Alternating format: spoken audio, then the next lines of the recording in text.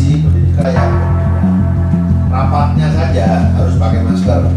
Ini rapatnya, nanti pas kegiatan pas situasi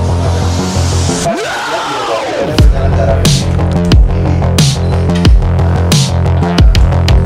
faktanya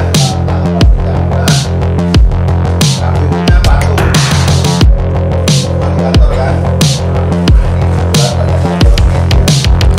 pasangan calon partai yang mengusung sama yang punya tabungan ini yang saya sebut situasi baru ini sama dengan divisi farmasi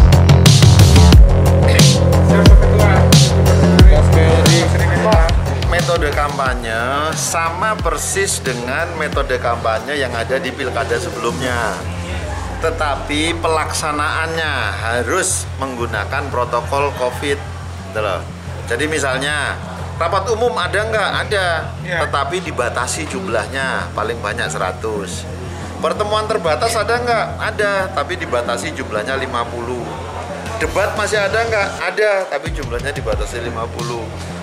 Dan harus menerapkan protokol kesehatan, jaga jarak, pakai masker gitu. Jadi nggak boleh arak-arakan yang ribuan-ribuan itu nggak boleh. Kemudian dia mengambil perbandingan dengan negatif. Nah, yang meriksa itu rumah sakit yang sudah ditentukan BRN ya, gitu ya? Iya. Am,